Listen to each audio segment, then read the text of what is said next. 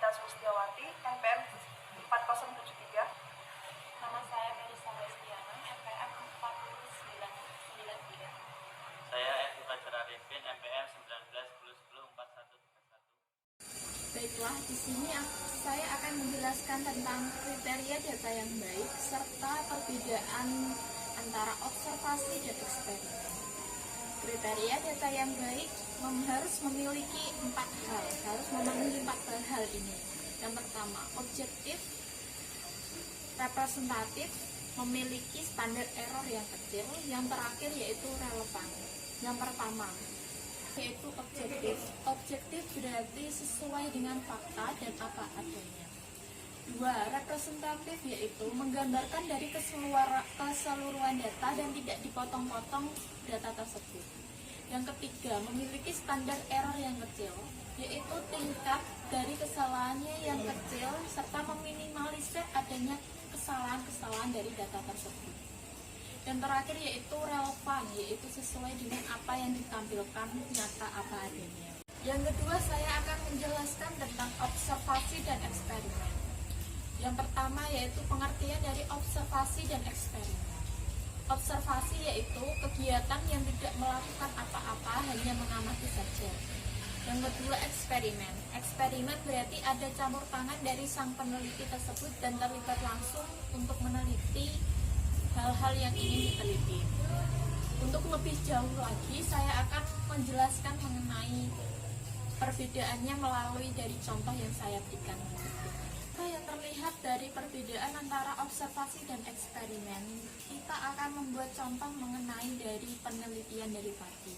Observasi sendiri yaitu kegiatannya kan tidak melakukan apa-apa, jadi dari peneliti tersebut akan mengamati padi dari masih biji utuh sampai dengan masa panen itu tiba. Sedangkan untuk meneliti mengenai eksperimen tersebut, peneliti membuat rencana untuk meneliti umur padi dan kualitas padi yang baik dengan pupuk, dengan menambahkan pupuk, dengan menggerakkan semua tenaga agar padi tersebut bisa tumbuh dengan baik dan memiliki hasil panen yang melimpah.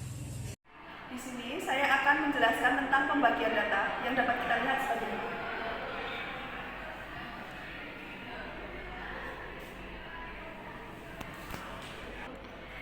Yang pertama, data berdasarkan sifat dibagi menjadi dua, yaitu kualitatif dan kuantitatif. Data kualitatif yaitu data yang tidak berupa angka, sedangkan data kuantitatif yaitu data yang berupa angka. Data kualitatif sendiri dibagi menjadi dua, yaitu nominal dan ordinal. Data nominal yaitu data yang hanya dapat diklasifikasikan, contohnya seperti jenis kelamin.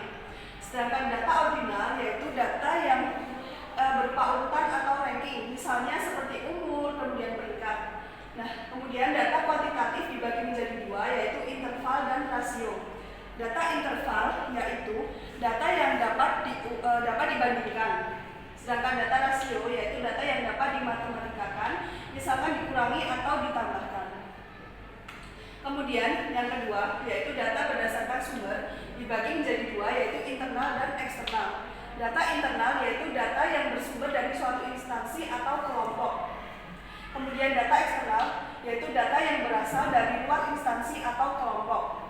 Data internal misalnya seperti data produksi dari suatu perusahaan sendiri yang diperoleh dari admin produksi.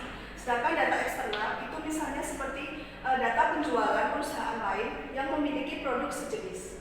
Kemudian yang ketiga yaitu data berdasarkan cara memperoleh. Yang pertama yaitu primer, yang kedua yaitu sekunder. Data primer yaitu data yang diperoleh dari objeknya secara langsung, misalnya seperti kuesioner, kemudian wawancara. Yang kedua yaitu data sekunder, yaitu data yang merupakan data orang lain, misalnya data dari BPS dan lain sebagainya.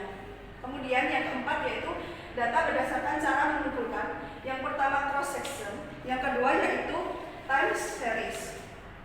Data cross section dikumpulkan dalam satu waktu, namun memiliki banyak keadaan. Misalnya yaitu jumlah produksi UMKM di Kota Magelang tahun 2019.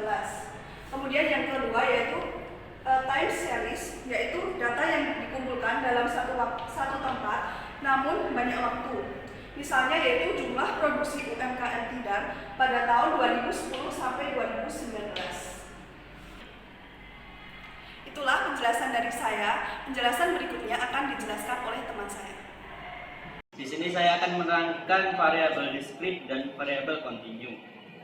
Variabel discrete adalah variabel yang nilainya tidak dalam bentuk pecahan. Jadi contohnya, jumlah karyawan di suatu perusahaan merupakan variabel discrete karena banyaknya karyawan tidak mungkin dalam bentuk atau pecahan.